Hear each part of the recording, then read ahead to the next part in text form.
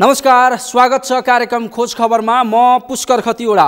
समाजमा भएका हरेक घटनामा हाम्रो नजर, जनताको सूचना पाउने अधिकारको सम्मान हाम्रो अभियान। त्यसैले समुन्नत र समृद्धशाली समाजको यात्रा खोज खबरको अन्तिम अभिष्ट अनि गन्तव्य हो। यदि मैले पतञ्जलिका बारेमा थाहा छ भनी प्रश्न गरे प्राय सबै नेपालीको जवाफ आउँछ थाहा छ। तर मैले देशभित्रकै सिंहदरबार वैद्यखानाका बारेमा सोधेँ भने धेरै नेपालीको जवाब थाहा छैन भन्ने हुन्छ। जबकि पतञ्जलि केवल 16 वर्ष अघि सन् 2006 मा स्थापना भएको हो। तर वैद्यखाना 400 वर्षको इतिहास बोकेको एसियाकै पुरानो र नेपाल सरकारको आयुर्वेदिक औषधि उत्पादक गर्ने एक मात्र संस्था हो जसलाई राजनीति र सरकारको उपेक्षाले नै थला पारेको छ। आखिर कस्तो अवस्थामा छ सिंहदरबार वैद्यखाना अनि के छ अहिले वैद्यखानाको अवस्था, हेरौँ यो रिपोर्ट। दक्षिण एसियाकै पुरानो वैद्यखानाको यस्तो कन्तबिजोग।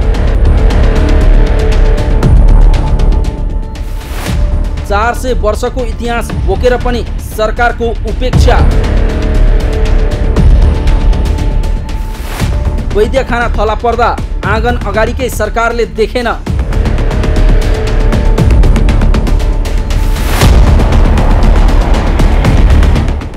अधिकांश नेपालीलाई नेपालमा सरकारी स्वामित्वकै 400 वर्ष पुरानो इतिहास बोकेको आयुर्वेदिक औषधि उत्पादक सिंहदरबार वैद्यखाना छ भन्ने समेत थाहा छैन। तर नेपालमा दक्षिण एसियाकै पहिलो वैद्यखाना छ जो अहिले धराशयी अवस्थामा छ।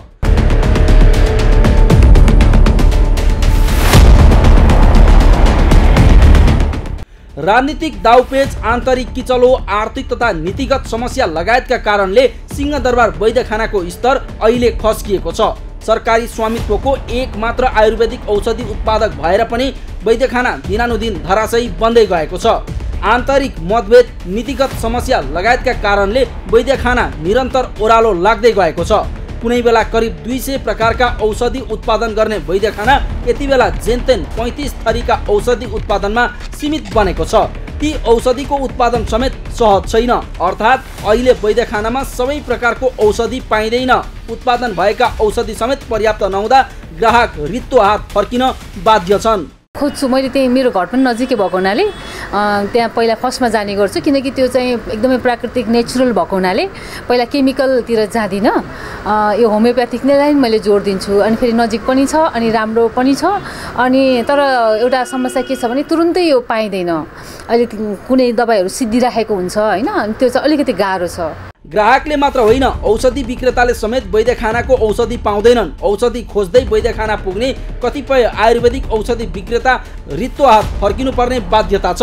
कुनै बेला शिलाजितको प्रोडक्सन गर्ने हो, त्यसपछि कुनै बेला च्यवनप्रासको प्रोडक्सन गर्ने हो उहाँहरूले, त कुनै बेला अब अभिपत्करको प्रोडक्ट गर्ने हो। एकैचोटि पुरै औषधिहरू पाइन्न। त्यो भएर कस्टमरहरू रिटर्न जान्छ ती वैद्यखानाको, त्यस्तो कारणले गर्दा। तर शिलाजित र च्यवनप्रास स्पेसल बढी खोज्न आउँछ वैद्यखानाको। वैद्यखानाकै औषधि खोज्न चाहिँ सबै मान्छे वैद्यखानाकै औषधि खोज्न आउँछन्। पाएसम्म वैद्यखानाकै लैजान्छन्, पाएन भने हाम्रो विश्वासमा हामीले दिएको औषधि लिएर जानुहुन्छ। तर सबै अधिकांश मान्छेहरू वैद्यखानाको औषधि खोज्न आउनुहुन्छ। वैद्यखानाको औषधि निजी विक्रेताले पाउने त परको कुरा, वैद्यखानाकै काउन्टरमा समेत औषधि अभाव छ। यो हामीले लगाएको आरोप होइन, स्वयं वैद्यखानाकै कर्मचारी वैद्यखानाले आफ्नै काउन्टरमा पर्याप्त औषधि उत्पादन गरेर राख्न नसकेको आरोप लगाउँछन्। वैद्यखानाका कर्मचारी औषधि अभाव हुँदा धेरै ग्राहक निराश भएर फर्किने गरेको बताउँछन्। मान्छे आउँछ पहिलाकै जस्तै मान्छे आउँछ, तर त्यो अनुसारको खोजेको सामान पाउँदैन। र बिरामीको रूपमा आउने बिरामीलाई त हामीले अब जे औषधि यहाँ छन् त्यही अनुसारबाट हामी प्रिस्क्राइब गरेर उहाँलाई पठाउँछौँ। पहिला हाम्रो दिनको सेल चाहिँ 80,000 90,000 हुन्थ्यो एक दिनको सेल। अहिले हाम्रो सेल 25,000 20,000 सेलमा गएछ। वैद्यखानामा देखिएको समस्या केवल औषधि उत्पादनको मात्र होइन, आन्तरिक किचलो पनि हो। सरकारी उपेक्षा र सीमित नेतृत्वको मुठीमा रहेको वैद्यखानामा पटक पटक प्रमुख परिवर्तन हुने गरेको छ। यसले वैद्यखानाका वरिष्ठ कर्मचारी एक अर्काको उछितो काट्न पछि पर्दैनन्। कर्मचारीकै एक आपसको विवाद र किचलोले वैद्यखाना थिलथिलो बनेको छ। कार्यालयका उत्पादन अधिकृत जडीबुटी खरिदका लागि समयमा टेन्डर र बजेट पास हुन नसक्नु, दक्ष अनुभवी कार्यालय प्रमुख नचुनिनु र सरकारी ओहदाबाटै हेलचेक्राइ हुनु वैद्यखानाको दुर्भाग्य रहेको तर्क गर्छन्। पनि तपाईको दुईटा कारण छ। एक त डाइरेक्ट किन्न समस्या छ, जुन हाम्रो ऐन अनुसार खरिद गर्न सक्नुहुन्न, त्यहाँ फुकाइदिनु पर्यो यसको लागि। अर्को कार्यालय प्रमुख पनि त्यस्तै दक्ष बराबर पठाउँदाखेरि त्यस्तो सोचेर पठाइदिनु पर्यो। सबै देशका युनिटहरू तपाईको हरेक प्रदेशमा गयो, तर वैद्यखानाको किन गएन? यसको मतलब वैद्यखाना नेपाललाई चाहिएकै होइन कि? अब यसको कुनै पनि प्रदेशमा संस्था खुलेको छ, यसको शाखा खुलेको छ भने तपाईँ आफै गएर खोज गर्नुहोस् होइन। त्यो नगर्नुको कारण के रहेछ? अर्को कुरा, अब यसको चाहिँ रिसर्च एन्ड डेभलपमेन्टको लागि या टोटल तपाईँको के अरे जडीबुटीको लागि या यहाँको स्टाफको लागि के सुविधा छ, के गर्न सकिन्छ र बजेट कसरी बढाउन सकिन्छ, त्यो पनि कहीँ मैले त्यस्तो हेरेन र कानुन पनि फुकाएको म हेरेन। र यसमा पनि यहाँका कर्मचारीहरू 11 वर्षको एउटै पदमा जागिर खाएर बसिरहेछ, जुन पदमा नियुक्ति खाएका छन्। 2051 सालमा सरकारले स्वामित्वमा लिएको वैद्यखानामा हालसम्म 18 पटक प्रबन्ध निर्देशक फेरिएका निर्देशकले काम पर्याप्त गर्न समय पाएनन्। तर केही निर्देशक भने बारम्बार राजनीतिक शक्ति र पहुँचको आडमा वैद्यखानाको नेतृत्वमा पुगिरहे, तर विडम्बना वैद्यखानाको स्तर भने उठ्न सकेन। अहिले भने समयमा कच्चा पदार्थ भित्राउन नसक्नु र एउटै कार्यकारीले पूर्ण कार्यकाल काम गर्न नपाउनु वैद्यखानाको नियति नै बनेको छ। हाल वैद्यखानाको नेतृत्वमा डाक्टर सबरी शाह छन्। उनले वैद्यखाना उकास्न केही मेहनत पनि गरेका छन्। कोरोना कालमा रोकिएका केही जडीबुटी उत्पादन समेत उनले थाले, तर वैद्यखानाकै अन्य कर्मचारीको भने उनलाई साथ छैन। डाक्टर शाह आफू निमित्त कार्यकारी भएर आएपछि वैद्यखानामा धेरै सुधार भएको दाबी गर्छन्। मेन पावर र मेसिनले काम त गर्दैन, त्यो भएर हरास आउनुको लास्ट इयर टेन्डर नभएको मुख्य कारण हो। त्यो प्रक्रियालाई हामी अन्त गरेका छौँ, हामी मेहनत गरेर होइन हामी टेन्डरमा गइसकेका छौँ। अब सबै चिज ठिकठाक रह्यो भने वैशाखबाट जडीबुटी चाहिँ भित्रिन थाल्छ र उत्पादन बढ्छ। त्यही भएर मैले भनेको यो आर्थिक वर्षको अन्तसम्ममा आज जति उत्पादन छ त्यसको डबल उत्पादन कम्तीमा हुन्छ। हुन पनि कोरोना कालमा वैद्यखानाले धेरै प्रकारको औषधि उत्पादन गर्न सकेको थिएन, तर अहिले भने सिंहदरबार वैद्यखानाले तिनै प्रकारका च्यवनप्राशदेखि रोकिएका लगभग धेरै औषधिको उत्पादन थालेको छ। तर पुराना मेसिन फेर्न नसक्दा र केही खराब कर्मचारीका कारण वैद्यखाना धराशयी भएको र वैद्यखानाको प्रतिष्ठा घटेको निमित्त कार्यकारी निर्देशकको आरोप छ। वैद्यखानाले 10 वर्षमा 25 करोड बराबरको उत्पादन गर्ने लक्ष्य लिएको थियो, तर व्यवस्थापनले लक्ष्य अनुसारको काम गर्न नसक्दा उक्त लक्ष्य कागजमै सीमित बन्यो। राजा प्रताप मल्लका पालामा स्थापना भएको वैद्यखाना 2051 सालमा सरकारले स्वामित्व लिँदै विकास समिति मार्फत सञ्चालन गर्दै आएको छ, तर वैद्यखानाको स्तर भने झन खस्किँदै गएको छ। तथापि आगामी वर्षको वैशाखबाट वैद्यखानाको परिचय बदलिने र पुनः पुरानो लयमा फर्किने वैद्यखानाको विश्वास छ। खोज खबरका लागि क्यामेरामा दिलमन्यु सिलवालका साथमा प्रिन्स मिश्रको रिपोर्ट। हो सरकारी स्वामित्वको एक मात्र आयुर्वेदिक औषधि उत्पादक भएर पनि सिंहदरबार वैद्यखाना दिनानुदिन धराशयी बन्दै गएको छ।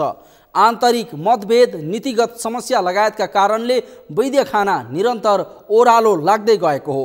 अहिले वैद्यखानामा सबै प्रकारका औषधि पाइँदैनन्। उत्पादन भएका औषधि समेत पर्याप्त नहुँदा ग्राहक रित्तो हात फर्किन बाध्य छन्। तर कुनै बेला यही वैद्यखानाले 185 प्रकारका आयुर्वेदिक औषधि उत्पादन गर्थ्यो, जो अहिले केवल 35 प्रकारको औषधिमा सीमित बनेको छ। राजा प्रताप मल्लका पालामा स्थापना भएको वैद्यखाना शाहकाल, राणाकाल हुँदै प्रजातन्त्रदेखि गणतन्त्रसम्म सञ्चालनमा त छ, तर विडम्बना सिंहदरबारको ढोकैमा रहेर पनि गुमनाम छ। कार्यक्रममा एकैछिन ब्रेकपछि म्याग्दी र स्याङ्जामा देखिएको विद्युतका समस्या सम्बन्धी प्रसङ्ग लिएर उपस्थित हुनेछौँ। हेर्दै गर्नुहोला।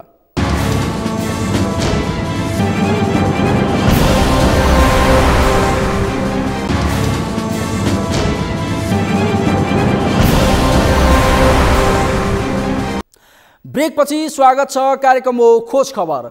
म्याग्दीको मालिका गाउँपालिकामा 3 वर्ष अघि नै बिजुली बत्ती बलिसक्नु पर्ने थियो, तर यो देशको नियति त उही हो। निर्माण व्यवसायीका लापरवाहीका कारण बिजुली ल्याउन भनेर लगेका पोल समेत नगार्दा मालिकामा अझै बिजुली पुगेको छैन, बरु ती पोललाई झाडीले पुरेको छ।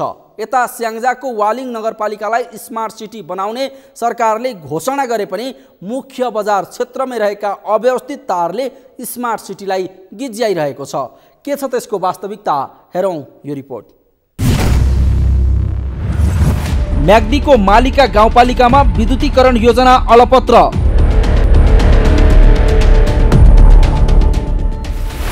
तीन वर्ष अघि बलिसक्नुपर्ने बत्ती झाडीले पोल घेर्दा अझै बलेन। अव्यवस्थित टेलिकमको तारले स्याङ्जाको वालिङ बन्यो कुरूप।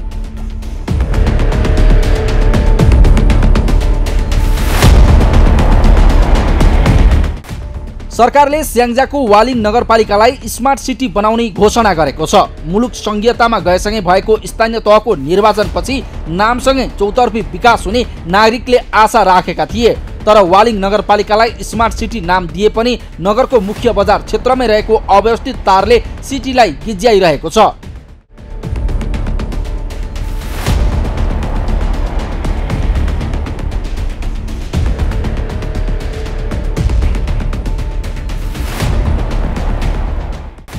वालिङ बजारमा टेलिकम तथा इन्टरनेटका तार व्यवस्थापन हुन सकेको छैन।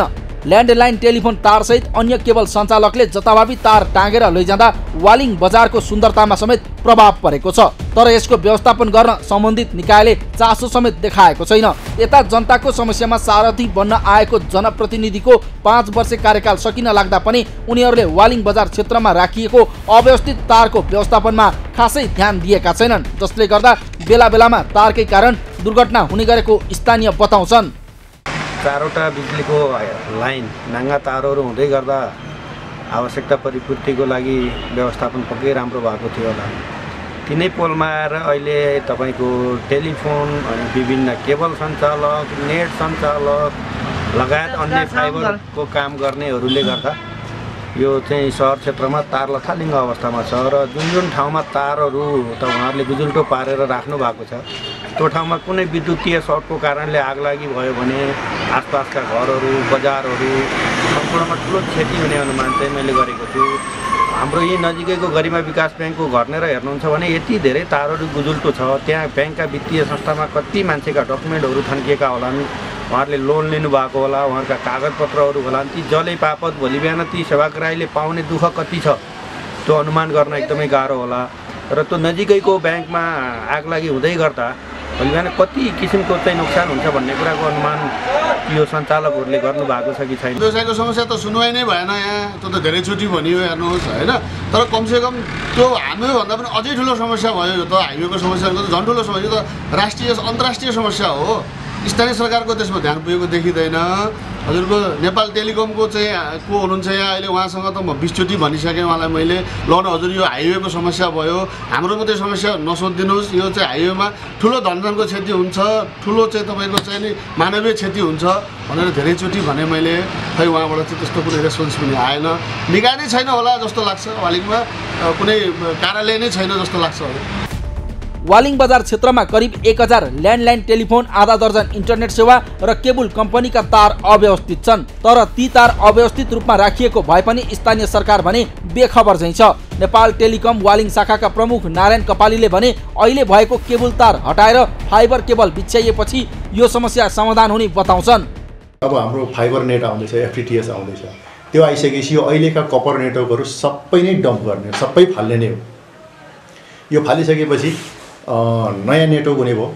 नयाँ नेटवर्क भइसकेपछि त्यसबाट धेरै हदसम्म केही सुधार होला कि, अनि त्यसपछि हाम्रो दुईटै अपरेटरहरूसँग कुरो पनि मिल्ला, उनीहरू पनि फाइबरमा गइरहेछन्, हामी पनि फाइबरमा भनेपछि त्यो वेटेजको हिसाबले, केबलको हिसाबले सबै हामी बल्ल अलिकति सिमिलरिटी होला कि जस्तो लाग्छ है। अब त्यसको लागि अलिकति ढिलो भएको यो फाइबर नेट हाम्रो आइसकेपछि यो पुरानो नेटवर्क हाम्रो सबै फालिन्छ, जति पनि लथालिङ्ग छन् त्यो फालिन्छ। त्यसपछि देखिन्छ, अनि त्यसपछि प्राइभेटका कति तारहरू छन् अनि उनीहरूलाई पनि ल है आफ्नो आफ्नो ठाउँमा राख भन्न नि पाइयो। अहिले त हाम्रो पुरानो नेटवर्क छ, चलायो भने झन् ध्वस्त हुने भयो। त्यसलाई सुधार्न भन्दा त्यसलाई हामी फाल्छौँ। अब एफटिटिएस फाइबर नेट आउने बित्तिकै पुरानो नेटवर्क हाम्रो सबै जान्छ। बजारमा देखिएको अव्यवस्थित तारले स्मार्ट नगर बनाउने सरकारको योजना पूरा हुन सकेको छैन, साथै सडकमा गुड्ने सवारी साधनमा समेत असहज भएको छ। कतै अव्यवस्थित तारले सहर कुरूप पारिरहँदा कतै भने जनताको बिजुली बत्ती बाल्ने सपना अझै अधुरो बनेको छ। म्याग्दीको मालिका गाउँपालिकामा 3 वर्ष अघि नै पुरा हुनुपर्नेमा अझैसम्म विद्युतीकरणको योजना पुरा भएको छैन। बिजुली ल्याउने भनेर लगेको पोल समेत नगाड्दा झाडीले पुरिएको छ, जसका कारण मालिकावासीको बिजुली बाल्ने सपना अझै अधुरै रहेको छ।